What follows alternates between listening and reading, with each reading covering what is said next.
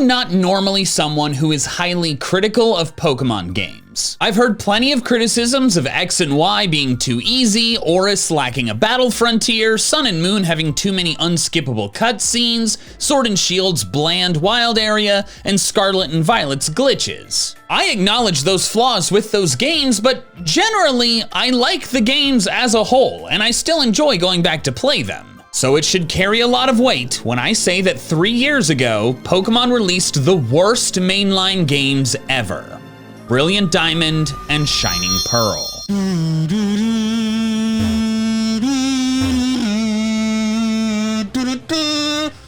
I consider them so irredeemable that I refuse to ever play through them again, and I play through Pokemon as my job.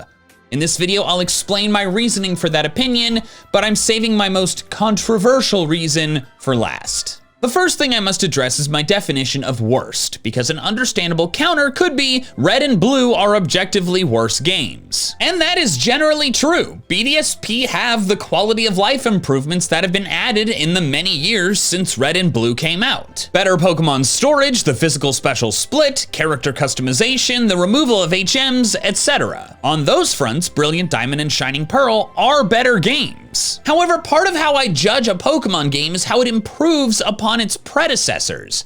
I cut Gen 1 a lot of slack because they were the first games, and they're almost 30 years old. BDSP should not get credit for quality of life improvements that were added in games that came long before them. So yes, not needing HMs is an improvement over the original Diamond and Pearl, but that's a low bar to clear, since Sun and Moon removed HMs 5 years prior. It's an improvement, but it's one that is, or at least should be, a given.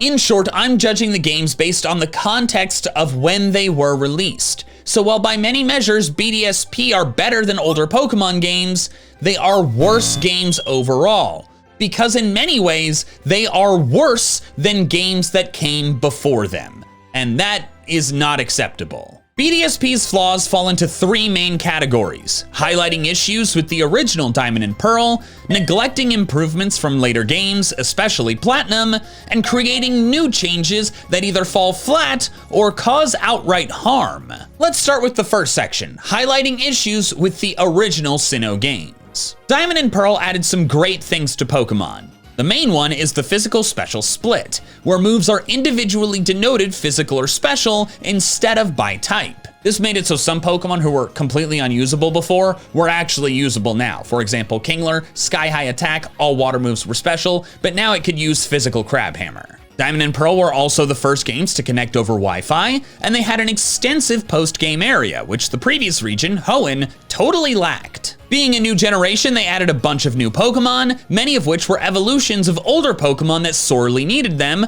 which I really appreciate. Gliscor is my personal favorite of those, and still one of my overall favorite Pokemon to this day. Remember that, it's gonna be important. But despite those additions, Diamond and Pearl did some other weird and bad things, primarily related to the regional Sinnoh dex. Most of those new evolutions, like Mamoswine or Magmortar, are not in the regional dex. They're locked to the post-game. What? Why? Why make all these cool new Pokemon, but not let you use any of them until you've basically finished the game? But even overlooking that massive issue, the DP Dex only has 151 Pokemon, 150 if you exclude Mythical Manaphy. This ties it with Kanto for the smallest regional Dex in all of Pokemon.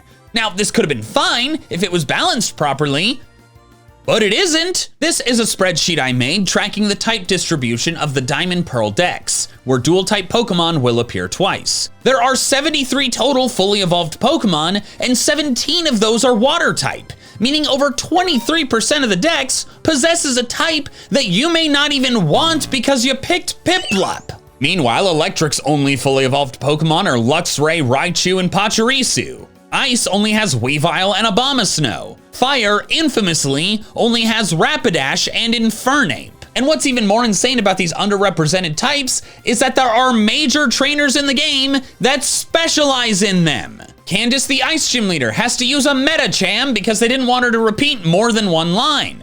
Volkner's team is only half electric since he wouldn't even use Pachirisu. And then there's Flint.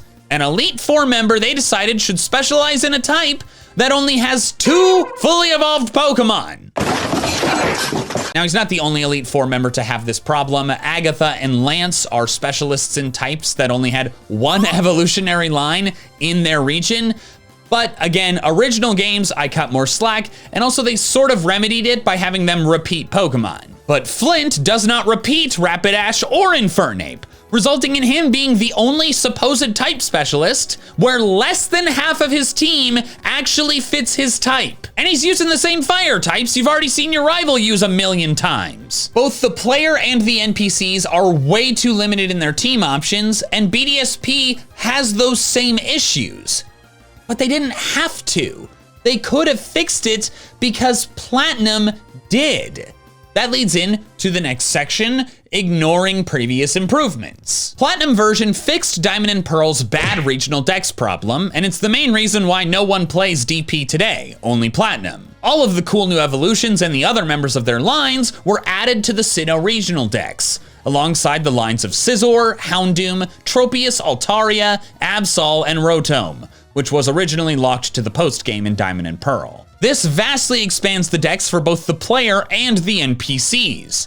Candace, Volkner, and Flint now have teams composed entirely of their specialty type without repeating any Pokemon. But what is insane to me is that BDSP ignored this. They have the same Sinnoh dex as the original Diamond and Pearl, which was a terrible regional dex. What? Why? Other remakes have kept the same regional decks as their original versions, specifically Fire Red Leaf Green, Heart Gold Soul Silver, and Let's Go. But they had no other versions of those regional dexes to reference. The Platinum Sinnoh dex was right there! It's a Gen 4 Sinnoh dex! Now, to be fair, BDSP are not as bad as Diamond and Pearl in this specific regard because of a new feature they added that I actually do like, the underground hideaways. In the Gen 4 Sinnoh games, no wild Pokemon could be obtained in the underground, but BDSP allowed you to find overworld Pokemon in habitat-specific hideaways added to the underground map. The pool of Pokemon expands the more badges you get, eventually allowing you to find a ton of Pokemon once you have the national dex. But the way they did this was not good enough. First off, while the player can use these underground Pokemon, the NPCs do not. So Candace, Volkner, and Flint are back to their awful, half-baked teams. Then, while many of the Platinum Dex lines can be obtained underground, several are still locked to the post-game, like in Diamond and Pearl. Eevee fans, and Glaceon fans especially, get really burned by this. Eevee is post-game only, like it was in Diamond and Pearl, not early game like in Platinum.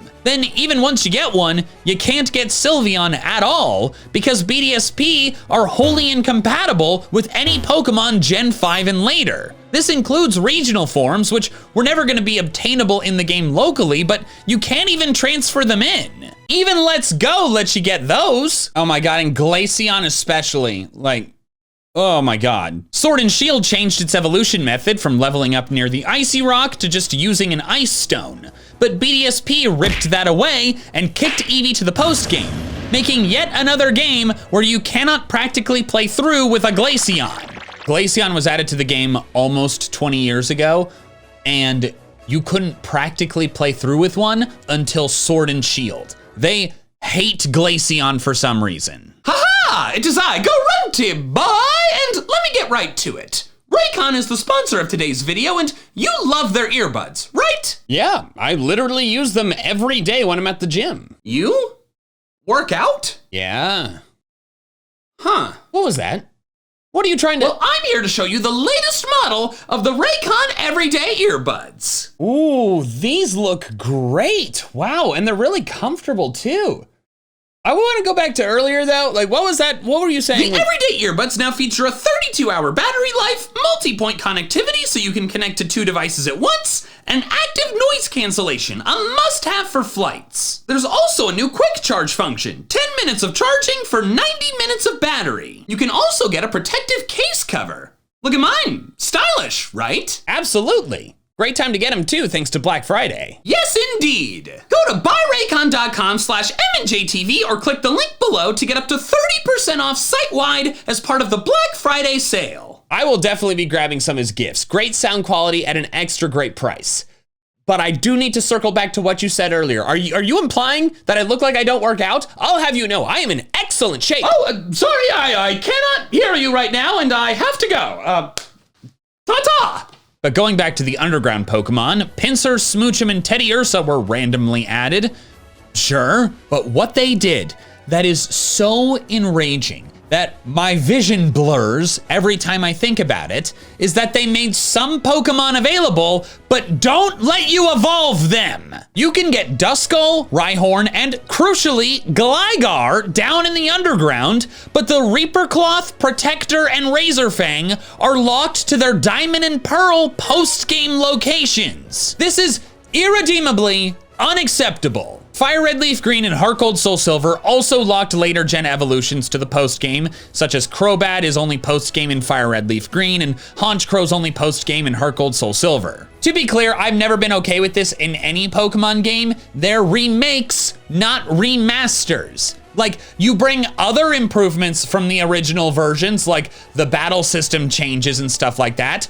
The new evolutions, those are improvements. Bring those over too. Let the Pokemon fully evolve during the playthrough. Omega Ruby Alpha Sapphire did this right, adding later gen evolutions to the regional decks. For example, Ruby Sapphire only had Roselia, but you can play through Oris with a Rose Raid. Let's Go reverted back to just the original 151, but they did it so completely, like Crobat does not exist in Let's Go at all. I do not like that. I want to be very clear. I wish Let's Go had Kingdra and Crobat and Steelix, etc. But I still think BDSP is worse for two reasons.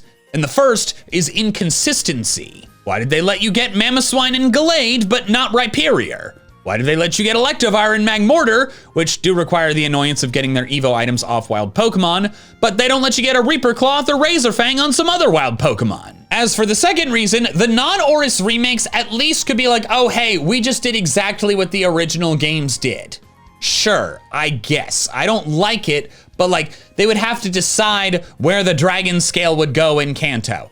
I think it's stupid, but at least that argument can be made. But BDSP had Platinum as a reference. They had a Gen 4 Sinnoh game that had Rhyperior, Dusknoir, and Gliscor in it, and they could have just put the evolution items in the spots they were in Platinum.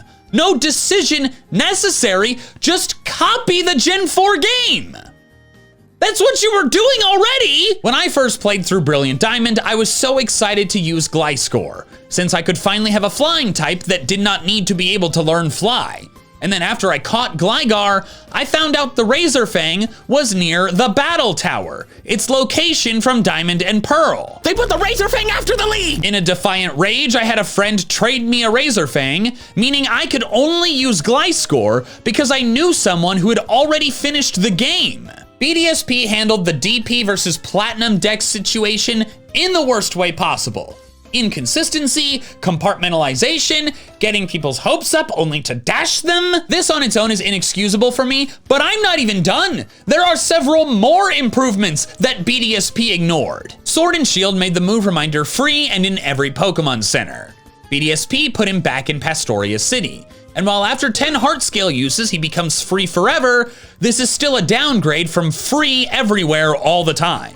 TMs break again. Sword and Shield made it so some TMs never broke and some TRs needed purchasing, but this was a regression in my opinion. And BDSP made it worse. All TMs break, and you can only get more from randomized sellers in the underground that you have to track down and hope they're selling what you want. I wanted to teach Thunder Wave to my Gallade to use for catching Pokemon, and I've never gotten the Thunder Wave TM because my only options for getting it are tracking down a random dude in the underground or purchasing it with battle points at the Battle Tower? You want me to spend battle points on a single-use TM for Thunder Wave? Oh, and speaking of the Battle Tower, Platinum improved the Battle Tower into the Sinnoh Battle Frontier, which was ported over to Heart Gold Soul Silver as well. Apparently, Pokemon is extremely against ever doing a battle frontier again, because in BDSP, it's just the battle tower now. Both ORAS and BDSP failed to bring back their battle frontiers, and I think that stinks. I'm a smart adult now. Let me give them a shot. Then this next one is weird because technically they did bring in a good thing from previous games, but they did it so badly that I wish they had not brought it in at all. BDSP did following Pokemon the worst way in the entire series, despite having clear inspiration to take from previous games. You know what? Let's look at all of the previous game following Pokemon, and they're good and bad. Yellow had just the Pikachu follow you, and it functions similarly to Heart Gold Soul Silver, the gold standard, no pun intended, for following Pokemon. For every Pokemon in the game, Heart Gold Soul Silver puts a sprite behind your character that generally matches the size of the Pokemon, and it moves exactly at player speed. It looks great and feels great, and I genuinely have no criticisms. Let's Go nails it for a 3D world. The Pokemon are to scale, they show off unique movements like rolling Sandslash, and some of them let you ride them in interesting, unique, or even beneficial ways, like Arcanine moving faster. Sword and Shield does it quite badly. Not only is it limited to the DLC areas, but the Pokemon move stupidly. Some are simply too slow to ever keep up with you. Some are too slow when walking, too fast when sprinting, so they fall behind, sprint, fall behind, sprint. It's like you have a yo-yo behind you. Only specific fast enough Pokemon actually follow you well, but at least most Pokemon are to scale. BDSP took all the bad parts of Sword and Shield following, tried to put it in a Heart Gold Soul Silver style, and just ignored everything good about Let's Go. First, the Pokemon are not to scale, so bigger Pokemon look terrible. Look at Onix in BDSP versus Let's Go. It's night and day. Now, unlike other Switch games, BDSP has a different model for the overworld player versus the in-battle player. So it makes sense that they had to shrink things down. But in Heart Gold Soul Silver, where that's the case as well, they replaced the in-battle sprites with simplified chibi-esque sprites for following. BDSP did not do that. They just copied over the in-battle models, which looks incredibly stupid, especially for big Pokemon like Dialga, or for Pokemon who pose in battle differently than they would move. Look at Ekans following you in Let's Go. It's nice, right? A slithering snake. Now look at it in BDSP. It epitomizes trashy laziness. Additionally, they took all of Sword and Shield's movement problems and put them into BDSP. Some Pokemon are too slow, then have to sprint. Some are just too slow and can never keep up. It's annoying to have anything follow you, so I never did any of it. If they were gonna do following Pokemon right, they needed chibi Pokemon models, maybe similar to the ones from Pokemon Rumble, and those models should have followed the player at the speed of the player, no matter how fast the Pokemon actually is. I do not care about realism in Overworld Sinnoh. I'm playing as a character whose head is 3 times the size of their body and all the buildings face the same direction. Make the Pokemon cute and small and move at my speed. Now, of course, I'm aware making all of those chibi models would have been a lot of extra work, especially for like 400 or whatever Pokemon.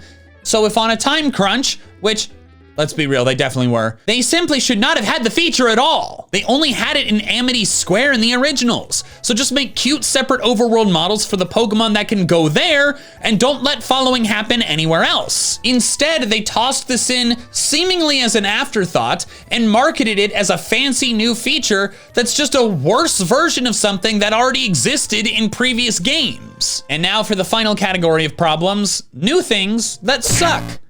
I know I said something else earlier, but that's basically what it is. You could summarize this as, oh, you kept the DP Sinnoh Dex to be faithful? Then why'd you do this? First is how the game looks. This is quite subjective, but I don't personally like it, although it may not be for the reasons that you think. The chibi art style was heavily criticized, but that doesn't actually really bother me that much. I think they could have gone for something more like an Oris, but I understand preserving the shrunken person style for this type of world map. What I really don't like is how the battles and the characters look. Many Pokemon are not to scale, which they were in Let's Go. None of the characters got cool redesigns like they did in Oris. And also, I think they just look bad. Every time I go to a Sinnoh Gym Leader's Bulbapedia page, I get jump scared by their BDSP art. The renders look emotionless and like they're made of weird clay. No other 3D Pokemon game has made me feel like this.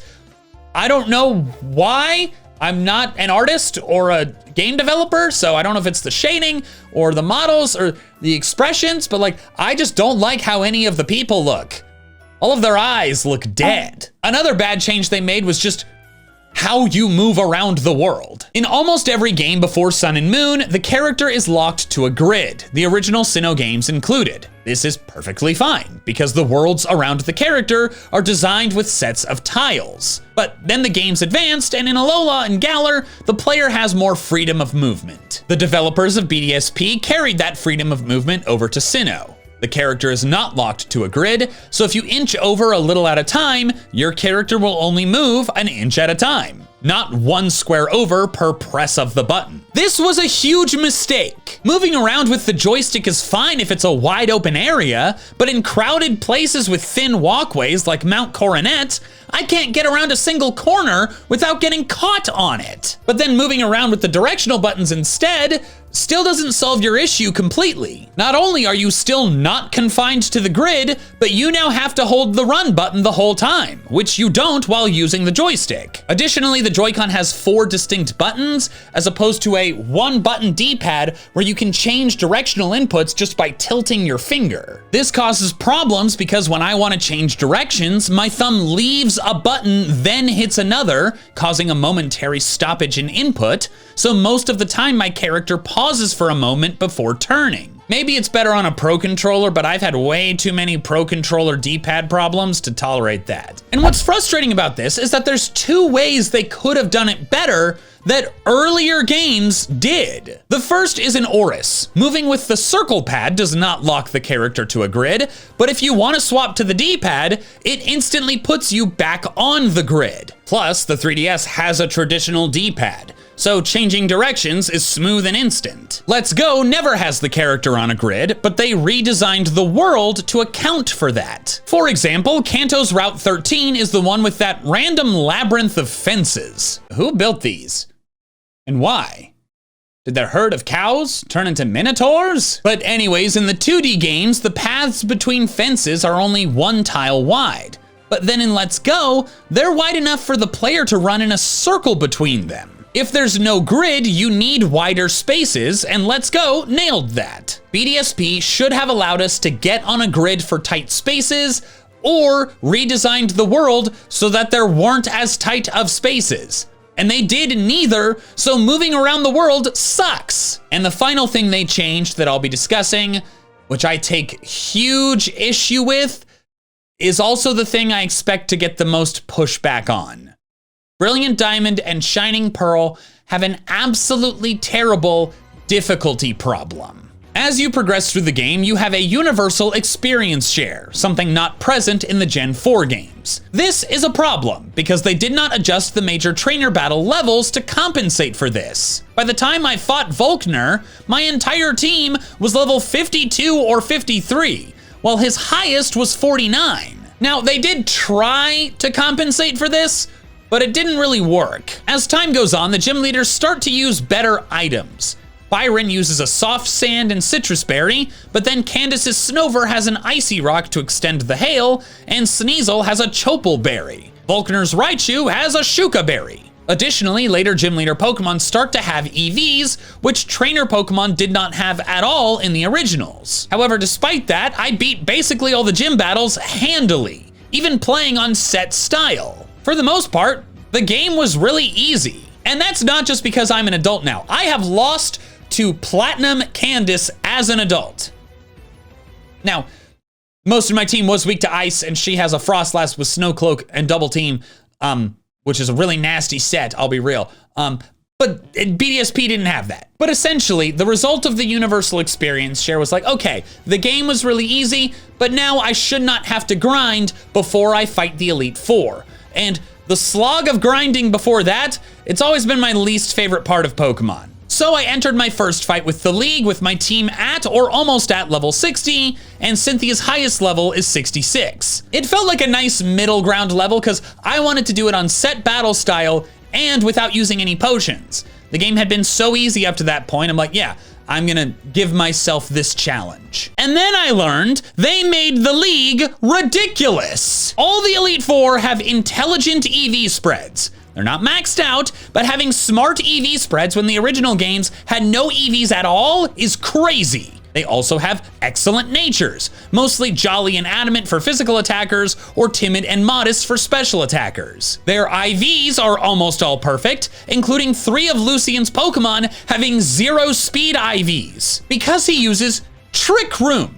0 speed IVs for Trick Room. That is a competitive Pokemon player strategy. And that's not the only one they use. Flame Orb Guts Heracross, Rest Chestoberry Hippowdon, Life Orb on Sheer Force Steelix, and Magic Guard Alakazam. Oh, and did you notice anything about some of the Pokemon I just mentioned? If you didn't, well, some of them have their hidden abilities. And then you get to Cynthia, and it gets truly disgusting. All of her Pokemon have perfect IVs in all but one stat, and that stat is usually the offensive stat they're not using. They have maxed out EV spreads. Their strategies are ridiculous. Leftovers Gastrodon, Flame Orb Marvel Scale Milotic. Her Garchomp, which was already infamously hard in the old games, now has Rough Skin, holds a Yachi Berry, and knows Swords Dance. She has a fully competitive team that probably outlevels your random EV, random nature Pokemon, and she's using full restores. I played on set, but despite my extensive Pokemon experience, I still lost to her on my first try. I even came back having EV trained my Weavile and still did not outspeed the Garchomp. And then I only won because of affection, a stupid crapshoot mechanic that allowed me to live or dodge attacks I normally would not. Now I know what some of you are thinking. This is really cool. I have thought Pokemon was too easy for far too long, so it's nice to have a serious challenge. I enjoy the process of losing over and over and over again until I eventually overcome that obstacle. I mean, of course some of you would think that. That's why difficult games are played. Now, if you think that way, that's just a personal preference difference between the two of us that we got to establish. I personally avoid difficult games like the plague because when playing games, I tend to prefer my kicking ass to getting my ass kicked ratio to be high. But despite that preference, I don't have a problem with Pokemon games including really difficult challenges. In this video, I've lamented the fact that we haven't had a Battle Frontier in 15 years.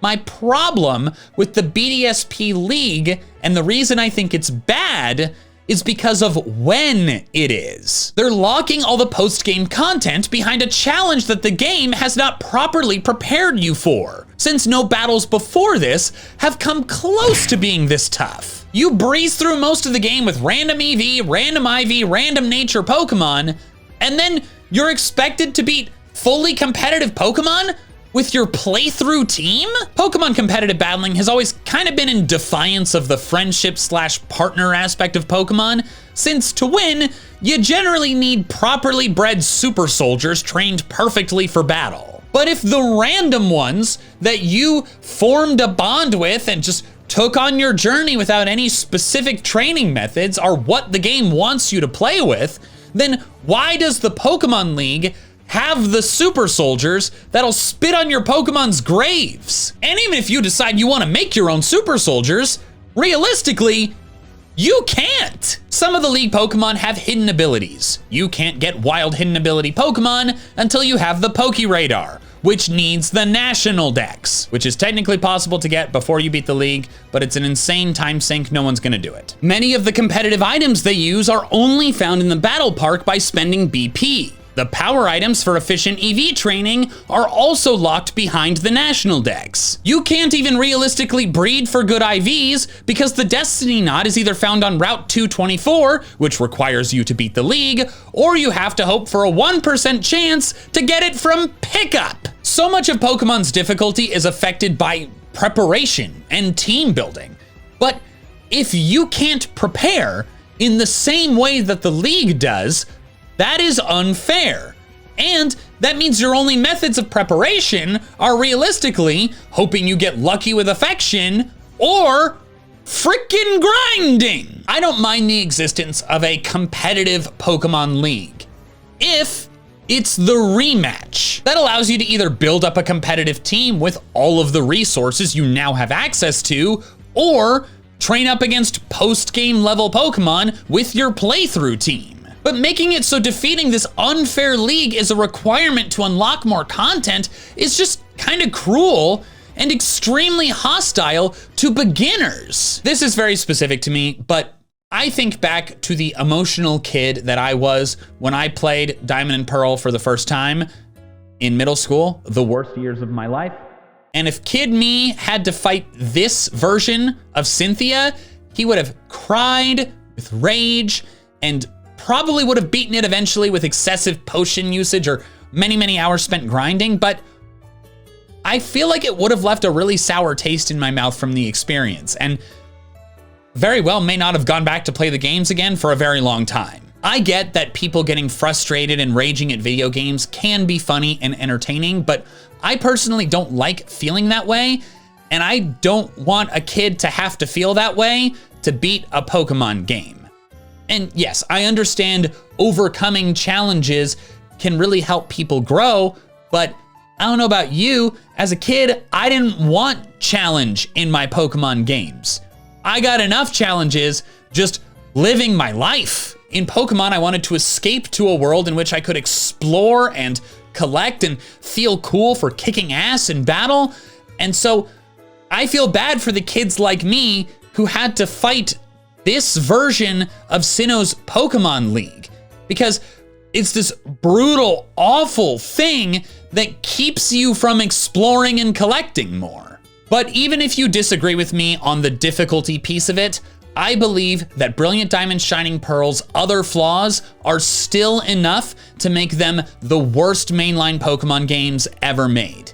If we get future traditional type remakes like this of other regions like Unova, I desperately hope that they learn from the mistakes of these disastrous remakes. Thanks so much for watching, and if you enjoyed this video, check out my video where I try to logically explain all of the Pokemon type matchups.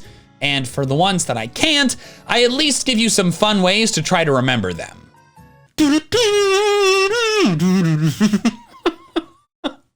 We're having fun.